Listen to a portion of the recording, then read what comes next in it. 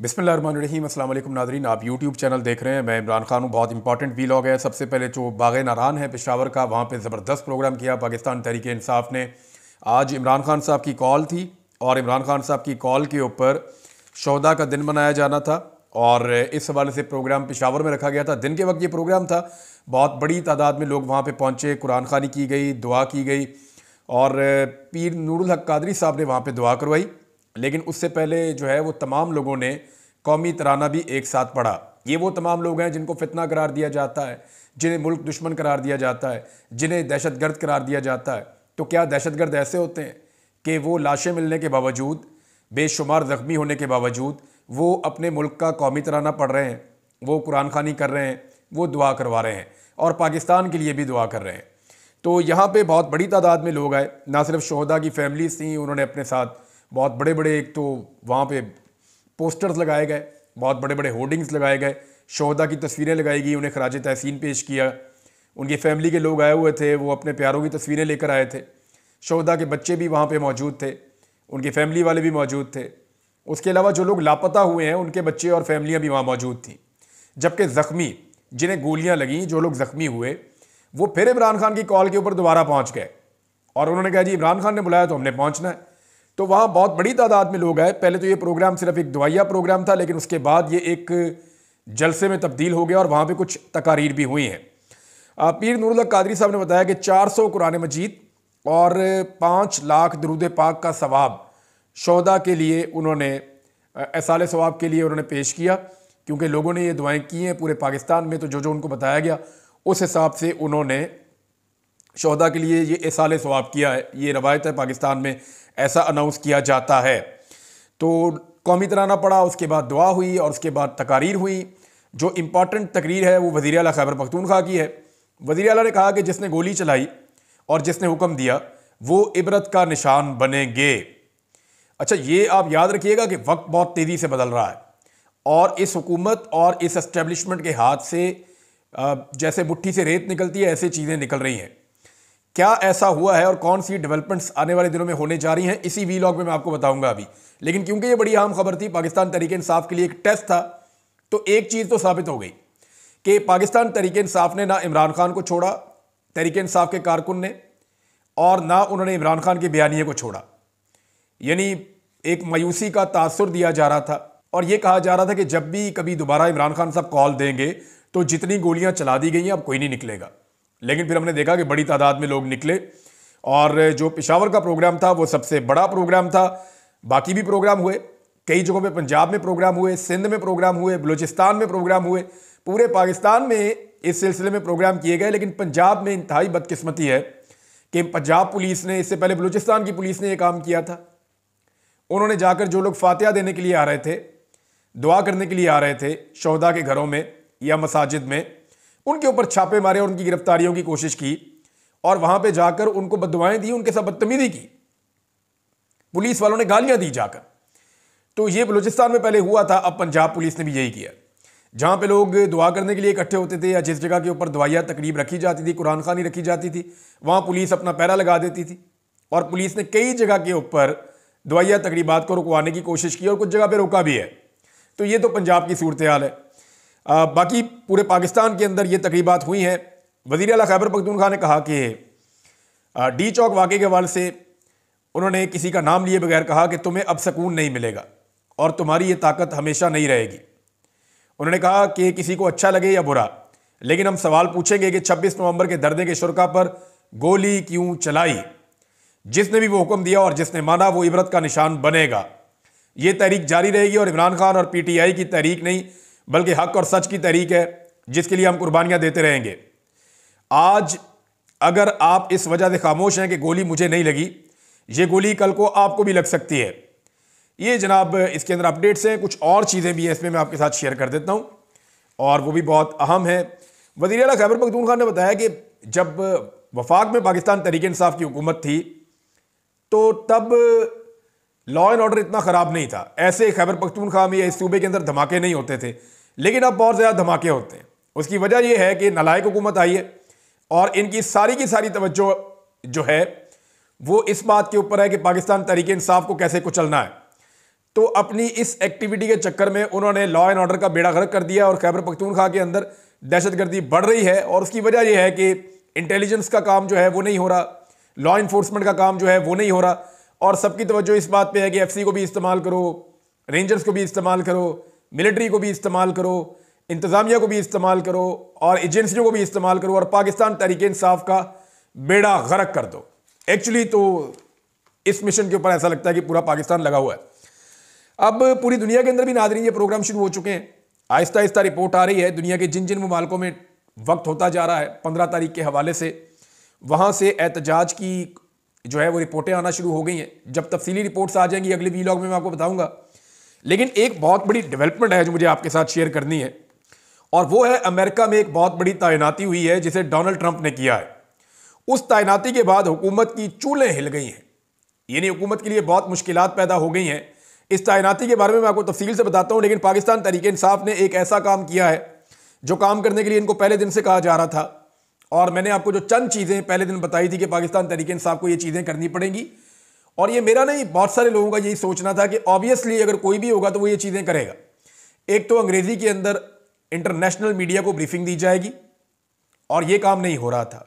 एक FIR दर्ज करवाई जाएगी या इस्तगासा होगा, ये काम भी नहीं हो रहा था। फुटेज के लिए दरखास्त दी जाएगी, ये काम भी नहीं हो रहा था। अस्पतालों से रुजू किया जाएगा, ये काम भी नहीं हो रहा था। और लापता अफराद के लिए भी अदालतों के दरवाजे खटखटाए जाएंगे, ये काम नहीं हो रहा था। लेकिन सारे काम पाकिस्तान तहरीक इंसाफ ने एक साथ शुरू कर दिए हैं।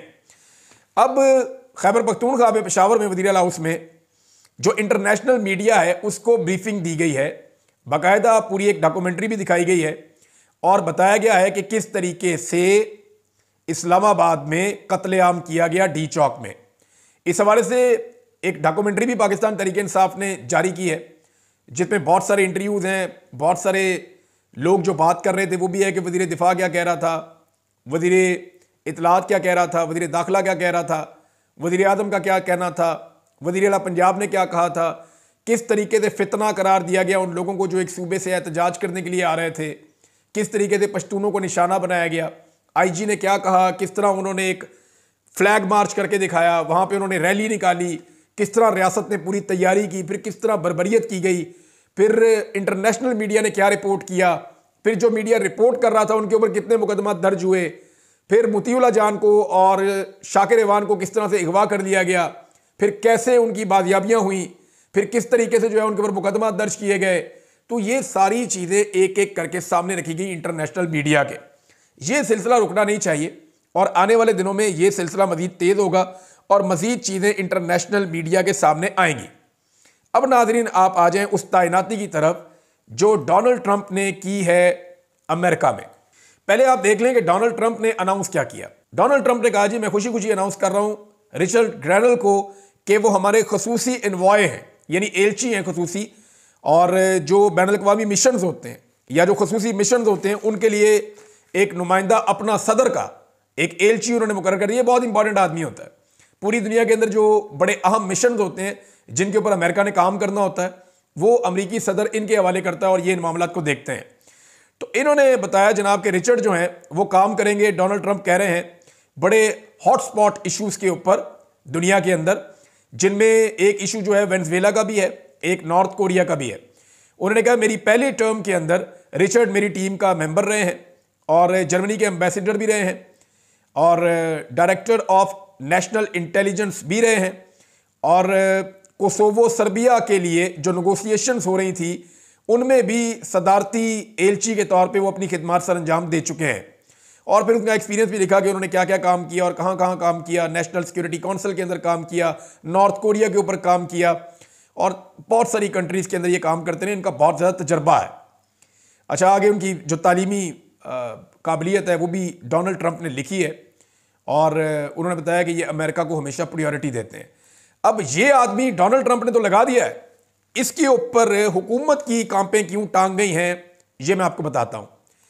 जैसा कि मैंने आपको कई दफ़ा पहले बताया कि मौजूदा हुकूमत का पूरा इन्हिसार इस बात पे है कि जो बाइडन का जो एडमिनिस्ट्रेशन है अमेरिका से वो कितनी सपोर्ट फराहम करता है मौजूदा रिजीम को। यानी ये जो रिजीम इस वक्त पाकिस्तान में है, ये जनरल बाजवा ने इसका आगाज़ किया था, और अमेरिका को भी उन्होंने बताया कि इमरान खान में क्या बुराइयां हैं, दूसरी जानिब उन्होंने पाकिस्तान में सियासतदानों को बताया कि इमरान खान में क्या बुराइयां हैं, और फिर पूरा एक सेटअप बना के और रजीम चेंज कर दिया था। अब ये मैं नहीं कह रहा, पहले मैं अकेले ही कहता था, या इमरान खान साहब कहते थे, या 2-3 हमारे और दोस्त थे वो कहते थे, हम 5-7 लोग ये बात करते थे। लेकिन अब ये बात जो है मौलाना फजल रहमान भी करते हैं, खाकान अब्बासी साहब भी करते हैं, अब ये बात जावेद लतीफ़ साहब भी करते हैं, बेशुमार और सहाफ़ी अब ये बात करते हैं और साफ कहते हैं जनाब कि जनरल बाजवा ने ये रजीम चेंज किया था। एएनपी वाले अब गवाहियां दे रहे हैं कि जनाब हमसे ये करवाया गया था। और आहिस्ता आहिस्ता बाकी सियासी जमातें भी ये बोलना शुरू हो गई हैं कि हमसे जबरदस्ती रजीम चेंज करवाया गया था। रिचर्ड का मामला यह है कि इसको लगा तो दिया है डोनाल्ड ट्रंप ने, हुकूमत का सारा इन्हिसार था जो बाइडन एडमिनिस्ट्रेशन के ऊपर। अब जो बाइडन के जाने के बाद डोनाल्ड ट्रंप की टीम आ रही है। डोनाल्ड ट्रंप की टीम में ये जो बंदा शामिल हुआ है ये बहुत इंपॉर्टेंट ओहदा है। दुनिया भर के जितने भी बड़े हॉटस्पॉट किस्म के बड़े अहम तरीन इश्यूज हैं उनको ये बंदा देखेगा। और इस बंदे की सोच इमरान खान के बारे में बड़ी क्लियर है। यानी 26 नवंबर को इस आदमी का एक ट्वीट वायरल हुआ था और यहां पे जुल्फी बुखारी ने भी इसके ऊपर रीट्वीट किया हुआ है, यहां पे और लोगों ने भी इसके ऊपर रीट्वीट किया हुआ है। इसने 26 नवंबर को फ्री इमरान खान लिखा था कि जनाब इमरान खान साहब को जो है वो रिलीज़ किया जाए, रिलीज़ इमरान खान लिखा था। और 26 नवंबर को आपको पता है कत्लेआम हो रहा था डी चौक में। तो ये आदमी अपने आप को इमरान खान साहब के मामले के साथ इसने जोड़ कर रखा हुआ है। लगभग 2 हफ्ते पहले इसने इमरान खान साहब की रिहाई का मुतालबा भी किया था और उसके अलावा इसने डोनाल्ड ट्रंप और इमरान खान के हवाले से एक ट्वीट किया था कि इनमें मुमासलत क्या है।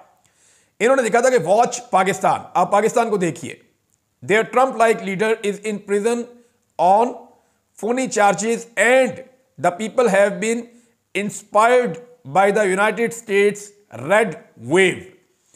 वो ये कह रहे हैं जी कि अमेरिका की तरह पाकिस्तान में भी जो है ना डोनाल्ड ट्रंप की तरह जुल्म किया गया एक आदमी के साथ। डोनाल्ड ट्रंप को भी वहां की एस्टेब्लिशमेंट ने बहुत तंग किया था। जैसे इमरान खान को पाकिस्तान की एस्टेब्लिशमेंट ने दीवार के साथ लगाया हुआ है ना, लेकिन अमेरिका में और पाकिस्तान में फ़र्क ये है, वो सुपर पावर इसीलिए तो है कि वहाँ पब्लिक ने वोट डाला और डोनाल्ड ट्रंप आ गया। यहाँ पब्लिक ने वोट डाला और एस्टेब्लिशमेंट ने जूते की नोक पे रखा और जनाब इमरान खान साहब को फारिग कर दिया और रबर स्टैंप किस्म की हुकूमत लाके बैठा दी। अमेरिका में ये हो नहीं पाया। तो रिचर्ड ने कहा जी डोनाल्ड ट्रंप की तरह का वहाँ पे लीडर है पाकिस्तान में और उसके साथ जो है वो जुल्म हो रहा है। उस जुल्म के खिलाफ उसने उस वक्त भी आवाज़ उठाई थी। इसके अलावा एक और ट्वीट है जिसको रीट्वीट किया है रिचर्ड ने, और जो रिचर्ड ने रीट्वीट किया वो ट्वीट भी ये बता रही है कि पाकिस्तान में डीप स्टेट एक्टर्स ने जो है वो एंटनी ब्लिंकन का भी नाम लिखा उसके अंदर, और उसके अंदर जो है विक्टोरिया नोलैंड का भी नाम लिखा है एंड आसिम मुनीर का भी नाम लिखा है। और ये रजीम चेंज ऑपरेशन पाकिस्तान में किया गया है।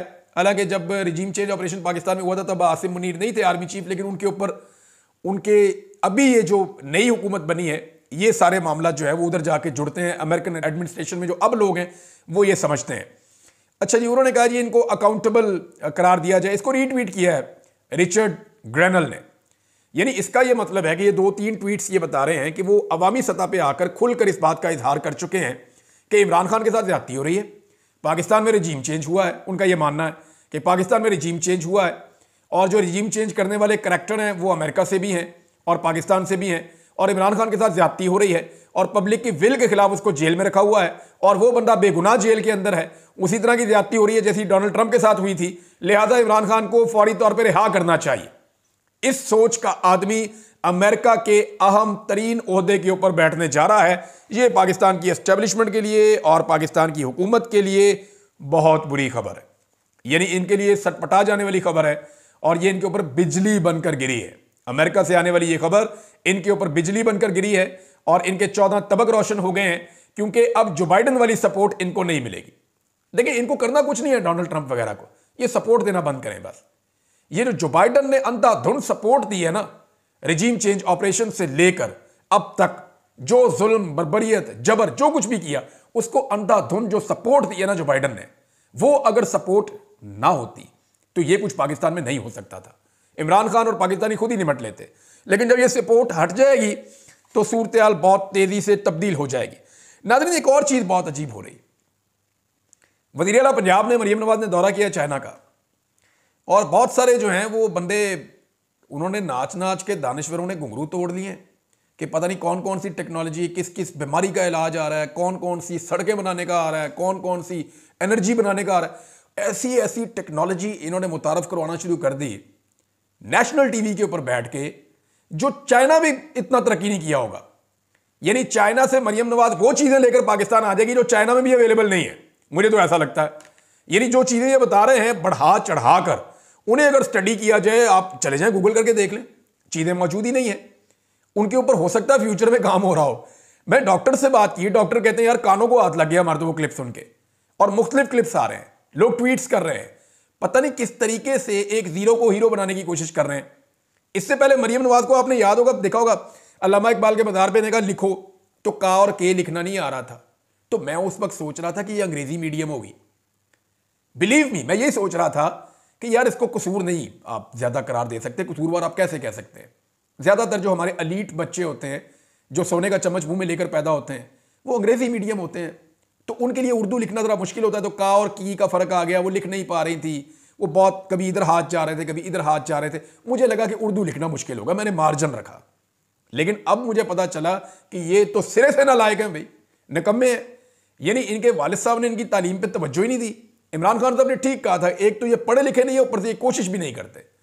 एक तो इमरान खान साहब की जो तकारीर है, जो पुरानी वो करते रहे चाइना के बारे में, उन तकारीर को सिर्फ स्टडी करके उन्हीं फैक्ट्स को तब्दील किए बगैर, हालांकि दुनिया को 3-4 साल आगे निकल गई है, चीजें अब तब्दील हो गई हैं, उन्हीं फैक्ट्स को दोबारा बोलने की कोशिश की और वो भी गलत बोला, वो भी गलत बोला। इमरान खान की नकल की और वो भी ठीक नहीं की। नंबर 2, पर्चियां रख रख के उन्होंने अंग्रेजी बोलने की कोशिश की और पर्चियां रख के भी ठीक अंग्रेजी नहीं बोली और कई कट लगाने पड़े उसको जारी करने के लिए इनकी गवर्नमेंट को या इनके लोगों को, इनकी मीडिया टीम को। यानी 1 मिनट की वीडियो के अंदर 7-7, 8-8, 15-15 कट्स हैं। ये कट्स क्यों लग रहे हैं? क्योंकि मरियम नवाज अंग्रेजी भी सही नहीं बोल पा रही हैं, आप अंदाजा कर लीजिए। और बनना है इनको जनाब लीडर, हर जगह पे नालायकी में इन्होंने झंडे गाड़ दिए हैं। अब ये हुकूमत जाने वाली है नाज़रीन, और ये हुकूमत जाने वाली है, उसकी कुछ निशानियां हैं, वो मैं आपको बाद में बताता हूं। लेकिन आतिफ खान साहब का एक स्टेटमेंट आया, ये बहुत खुश हैं। अब आतिफ खान साहब जो हैं, ये इमरान खान साहब के बड़े दरीना साथी हैं, और ये उन लोगों में से हैं जिन्हें इमरान खान से लालच कोई नहीं है। वो सीधे सीधे लोग हैं, अमेरिका में रहते हैं और इनकी अपनी एक तंजीम है अमेरिकन की। इन्हें कोई लालच नहीं है इमरान खान से, इन्हें कोई लालच नहीं है किसी और पॉलिटिकल पार्टी से, ना इन्होंने पाकिस्तान में कोई जायदादें बनानी है, ना इन्होंने यहाँ पे कोई काम कहना है, इन्हें किसी किस्म का कोई लालच नहीं है। ये स्ट्रेट अवे बात करते हैं। नहीं, इमरान खान साहब से भी मुझे अच्छी तरह पता है कि जब ये लोग इमरान खान से भी बात करते थे तो साफ बात करते थे कि खान साहब ये चीज़ आपकी पसंद है और ये चीज़ आपकी नहीं पसंद। लेकिन नजरियाती तौर पर ये लोग इमरान खान के साथ खड़े हैं और ये इमरान खान साहब की अच्छी किस्मत है, ऐसे लोग खड़े हैं। और ये एक आतिफ खान नहीं है, बहुत सारे हैं। आतिफ खान जो है वो अब रिचर्ड की तैनाती के फौरन बाद इनका एक स्टेटमेंट आया, वो मैं आपको पढ़ के सुना देता हूं और ये कॉन्फिडेंस आपको बता देगा कि होने क्या वाला है।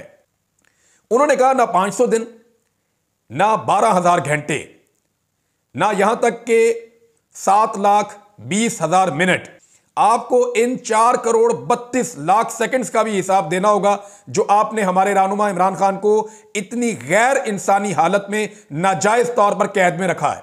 ये आतिफ खान साहब का स्टेटमेंट है और ये बड़ा अग्रेसिव स्टेटमेंट है, और इस वक्त वो ये दे सकते हैं क्योंकि उन्हें ये समझ आ रही है कि जो टीम बनने जा रही है अमेरिका में, वहां इस हुकूमत को अब जो बाइडन तर्ज की किसी किस्म की कोई सपोर्ट मिलने वाली नहीं है। और इमरान खान साहब ने अपने मुंह से एक जुमला कहा था और वो जुमला आप सबको हमेशा याद रखना है। उन्होंने कहा कि जेल में मेरे साथ वो सलूक किया जा रहा है जो जानवरों के साथ भी नहीं किया जाता।